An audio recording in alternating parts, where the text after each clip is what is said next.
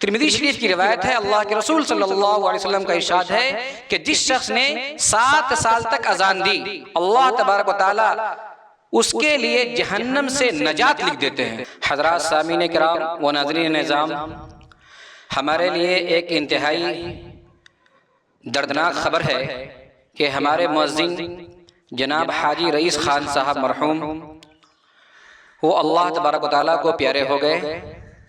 فراغت کے بعد جب پہلی بار میں مسجد آیا تھا امامت کی غرض سے، تو میرے مؤذن صاحب کو پایا تھا۔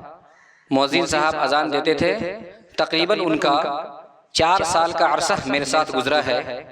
ان 4 سال میں مجھے یاد نہیں ہے کہ ایک بار بھی وہ یہاں موجود ہوں اور انہوں نے اذان نہ دی ہو یا کبھی تاخیر کی ہو۔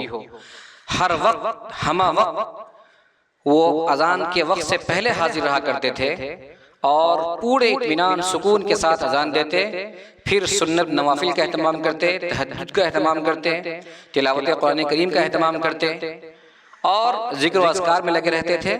انتہائی متقی، پرہیزگار اور نیک آدمی تھے۔ سمجھنے والی بات یہ ہے کہ ابھی جو ہمارے نوجوان بچے ہیں وہ یہ کہتے ہیں کہ ہم نے جب سے ہوش سنبھالا ہے تب سے ان کو ہم نے اذان دیتے ہوئے ہی دیکھا ہے۔ میں نے تحقیق کیا تو معلوم ہوا کہ تقریباً 35 سے 40 سال کے عرصے میں انہوں نے اذان دی ہے، یعنی 40 سال تک انہوں نے اذان دی ہے اور فری میں اذان دی ہے، یعنی 1 روپیہ بھی انہوں نے نہیں لیا ہے۔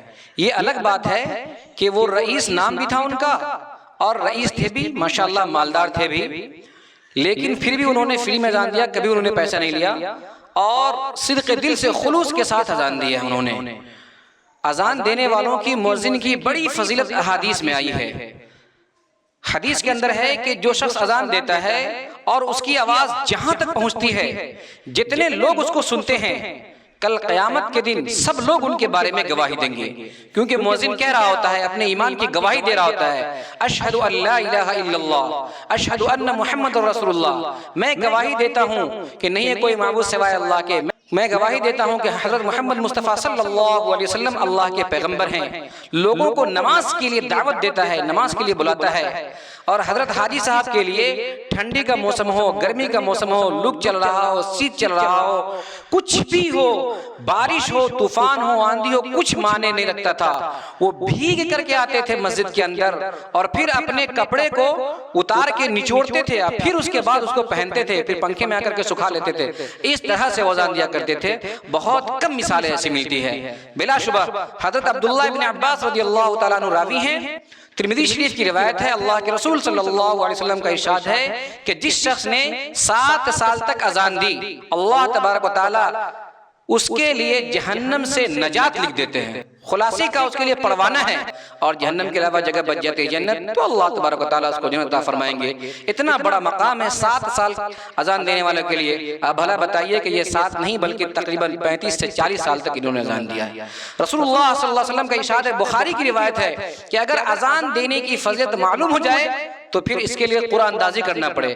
ہر شخص کہے کہ میں اذان دوں گا تو میں اذان دوں گا۔